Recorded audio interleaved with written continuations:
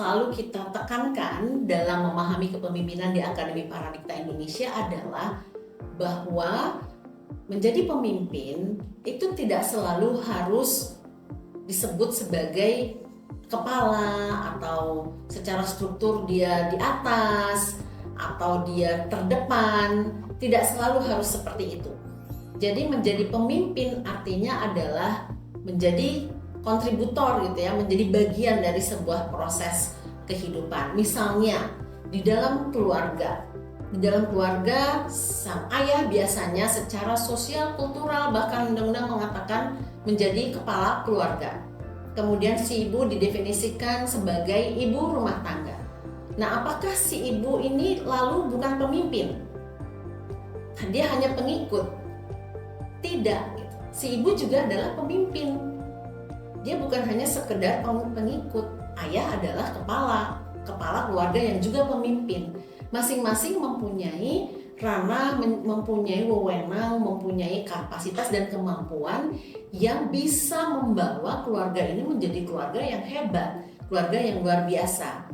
Kalau misalnya pemimpinnya hanya didefinisikan sebagai kepala keluarga saja, ayah saja, maka yang lain mengikuti, padahal yang lain ini si ibu bahkan anak misalnya mempunyai kepentingan, mempunyai pemikiran, pengalaman dan juga sudut pandang yang berbeda, ini akan terabaikan.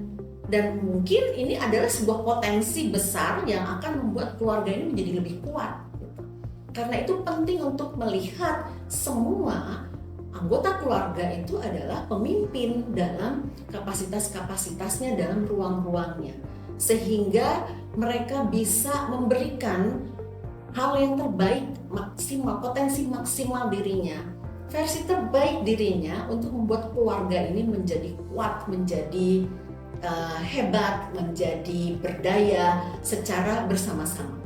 Perempuan yang bisa mengatakan, mengakui, mengartikulasikan dirinya sebagai pemimpin itu adalah sebuah potensi besar bagi keluarga, masyarakat, dan juga pastinya sebagai sebuah bangsa. Kenapa? Karena ketika perempuan menyadari bahwa dia adalah pemimpin juga, maka dia bisa berkontribusi banyak dalam menyelesaikan berbagai masalah yang dihadapi. Karena kan perempuan itu punya pengalaman panjang juga dalam kehidupannya. Dia punya cara-cara khas cara-cara khas perempuan yang tidak dimiliki oleh laki-laki, karena memang laki-laki dan perempuan itu berbeda gitu. Secara biologisnya berbeda, secara cara pikirnya berbeda, pengalaman hidupnya berbeda, kontak sosialnya juga berbeda. Maka dia punya kekayaan tersendiri di dalam pengetahuan menyelesaikan satu masalah misalnya, atau mengatasi kesulitan-kesulitan yang dihadapi oleh keluarga.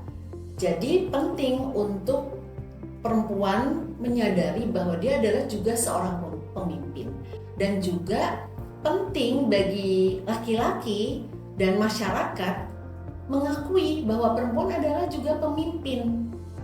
Karena ketika perempuan hanya diposisikan sebagai pengikut misalnya, atau diposisikan sebagai orang yang menjadi objek dari sebuah keputusan, maka kita akan rugi, kehilangan segala potensi yang sangat besar untuk membuat kebaikan pada proses kehidupan baik di dalam keluarga maupun di masyarakat.